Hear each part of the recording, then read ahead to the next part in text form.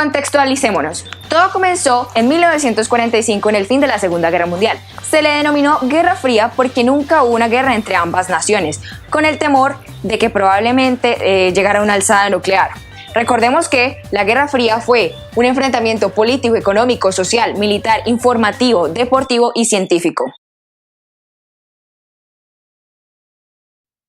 Hubo muchos conflictos indirectos e internos como las guerras de Vietnam y de Corea. También tuvo lugar la crisis de los misiles cubanos en 1962, quizás uno de los episodios que puso más cercana la guerra nuclear. Un avión espía americano, U-2, tomó fotografías de misiles balísticos soviéticos capaces de transportar cargas nucleares.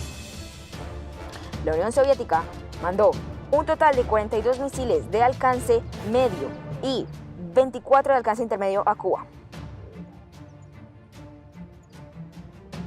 Estados Unidos amenazó con invadir a Cuba por dicha cuestión, con lo que en última instancia los misiles fueron retirados con la promesa americana de no invadir a Cuba.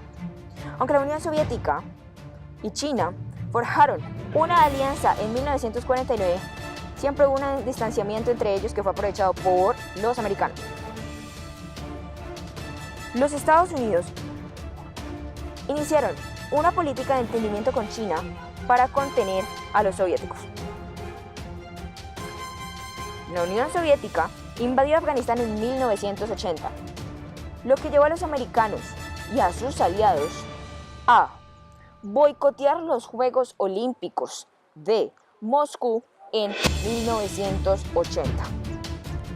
En represalia, los soviéticos y sus aliados boicotearon los Juegos Olímpicos de Los Ángeles en 1984.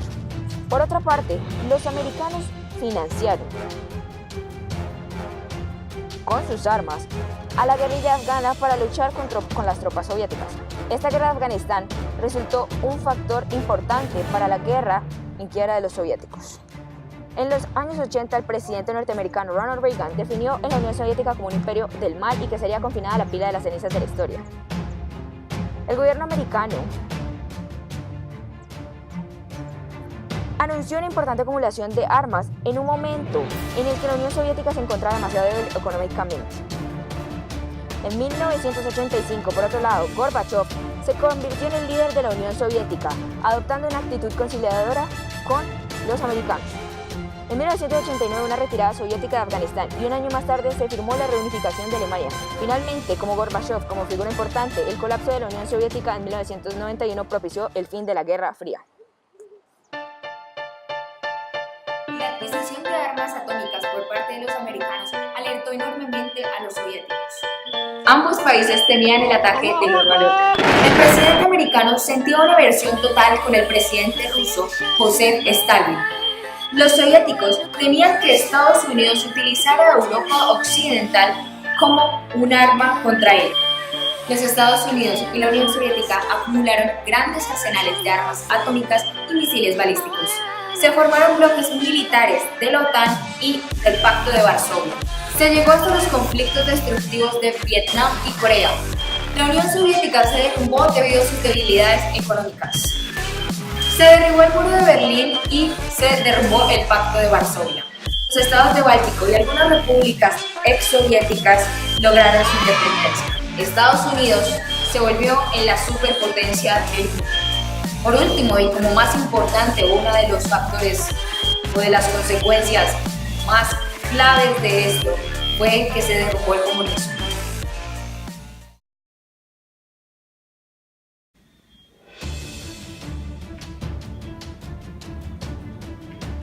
¿Alguna vez se han preguntado, de verdad, qué es el conflicto armado en nuestro país? Es decir, hablamos tanto de él, pero sabemos tan poco. Acompáñenme.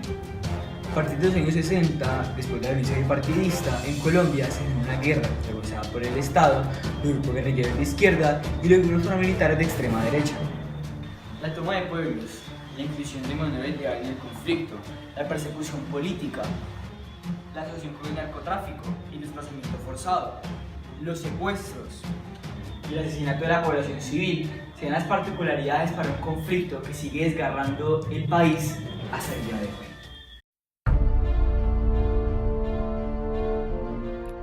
Durante la Guerra Fría,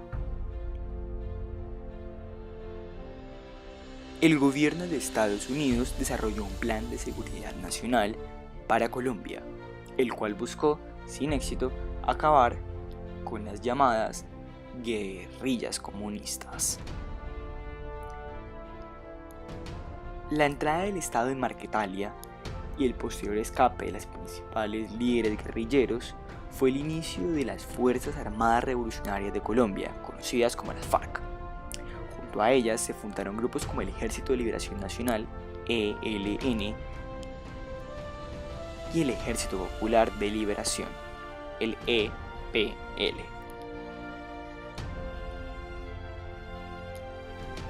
A inicios de los 80, las guerrillas crecieron en fuerza y en número. Al mismo tiempo, el narcotráfico llegó a Colombia, pisando fuerte con el auge de la cocaína y la aparición de Pablo Escobar y el Cartel de Cali. La incidencia de la lucha contra la guerrilla y el narcotráfico en el desarrollo rural mostró una debilidad estatal ante el control del campo y la corrupción. En los años 90, con el aval del Estado, se crearon grupos de seguridad privada llamados Convivir. Rápidamente sus grupos armados pasaron a ser controlados por organizaciones delictivas asociadas al narcotráfico. A finales de los años 90, los Convivir se convirtieron en organizaciones paramilitares que se agruparon en las llamadas Autodefensas Unidas de Colombia, AUC. Se produjo entonces un recrudecimiento de la guerra interna, en la que las guerrillas,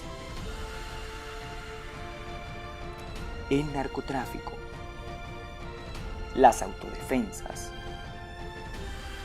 y por último el Estado peleaban por el control político, militar y económico de gran parte del territorio nacional. Después de la muerte de Pablo Escobar y la caída de los carteles, el narcotráfico pasó a manos de las Autodefensas Unidas de Colombia y las guerrillas colombianas. Se intentó el diálogo con los actores armados para promover su desmovilización y el cese al fuego, pero este proceso fue parcial. Las autodefensas se convirtieron en las BACRIM, bandas criminales, que siguieron con el narcotráfico. Los innumerables intentos de diálogo con las guerrillas habían fracasado y no se había logrado concretar un cese definitivo a las hostilidades armadas. Hace un par de meses, el presidente Juan Manuel Santos logró pactar un acuerdo con el comandante de las FARC, alias Timochenko, y así entregar todas las armas y parar con la guerrilla. Lamentablemente, para muchos esto no es así y se siguen cometiendo atrocidades.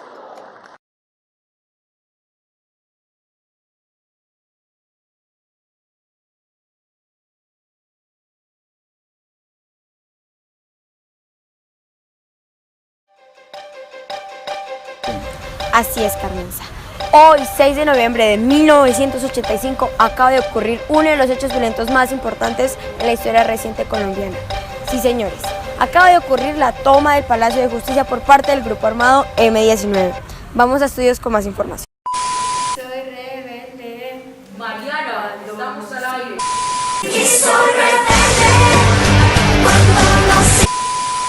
Gracias, Juliana. En este momento estamos atravesando por diversos procesos y diálogos de paz con este grupo armado. A pesar, siguen habiendo guerras y bombardeos. Este hecho que acaba de ocurrir hoy, la toma del Palacio de Justicia, evidencia que se acaba de partir en dos la visión que se tiene de la guerra civil en Colombia.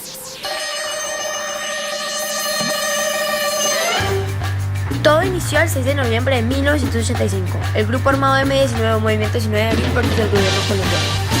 El M-19 surge por la corrupción en las votaciones de 1950 donde ganaría Misael Pastrana Borrero. Este grupo se dio a conocer con el robo de la espada de Bolívar en el 1974. Durante los años 60 y 80 este grupo realizó diversas acciones entre políticas armadas que lo ponían en el centro de la confrontación armada. Ante esto, el presidente Belisario Etancur propone unos diálogos de paz que concluyen en los acuerdos de Corintios en 1984. A pesar del cese bilateral de fuego, los combates continuaron y el M-19 perpetró el Palacio de Justicia el 6 de noviembre de 1985, con el fin de acelerar los diálogos de paz presionando al gobierno. La principal petición era que se citara a juicio al presidente de la República por los crímenes de guerra. El gobierno contraatacó enviando a la policía y el ejército a rodear el palacio y se inició la operación Retoma extendida hasta el 7 de noviembre. Se mantuvieron 350 rehenes por parte de la guerrilla donde habían magistrados, consejeros de estado, servidores judiciales, empleados y visitantes. El resultado fueron más de 98 muertos, entre estos magistrados de la Corte y civiles. La Corte Interamericana de Derechos Humanos calificó este hecho como masacre del Holocausto. Este momento fue uno de los más álgidos de la violencia en Colombia. Actualmente se continúa la investigación sobre la responsabilidad de la desaparición de civiles y el incendio de archivos judiciales. En 1990 el M-19 se desmovilizó y creó un partido político. El mismo año su candidato a la presidencia, Carlos Pizarro León Gómez, fue asesinado. Señora ama de casa, si usted no entendió, déjeme le explico. Toma y retoma del Palacio de Justicia. ¿Pero qué es eso? Muy bien, señora ama de casa. La toma ocurre el 6 de noviembre de 1985, cuando el M-19, ese grupo armado, llega a este Palacio de Justicia, hace rehenes, se mete, prohíbe entrada y salida de cualquier persona. Retoma. La retoma es cuando es el contraataque del gobierno colombiano, de las autoridades. Llegan militares, policías, con el fin de sacar a esta guerrilla de aquí y recuperar el Palacio de Justicia. A finales del siglo XX e inicios del XXI, las guerras en Colombia se relacionaban con la adscripción o uso a dos políticas económicas e ideológicas, la comunista y la capitalista. Los grupos en contra de las formas de gobierno imperantes formaban parte de movimientos insurgentes. ¿Qué pasó con esto? Se creó una nueva forma de violencia. ¿Qué era esta forma de violencia? Por medio de acciones militares buscaban instaurar las ideologías capitalistas y comunistas. ¿Y vos también querés saber cuál fue el papel de la literatura en este momento? El papel de la literatura fue el de mostrar desde la ficción cómo la guerra en Colombia se convertía tristemente en una lucha fratricida. ¿Fratricia? Sí, una lucha entre hermanos. Para matar a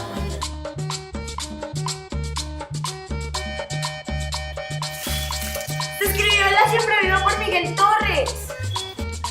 El cómic Los 11, escrito por Jiménez y Andrés Cruz. La Toma, por Miguel Salazar.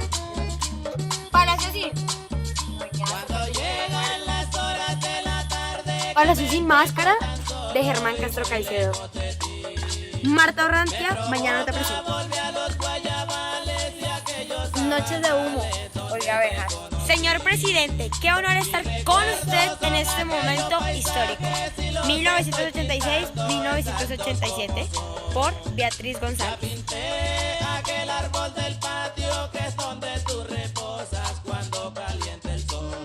Cerremos pues, concluyamos. Entonces, sabemos que después de la Guerra Fría, el conflicto armado colombiano y el holocausto del Palacio de Justicia, ¿ya? Hacemos como una cooperación de todos esos hechos históricos que hicieron la novela contemporánea.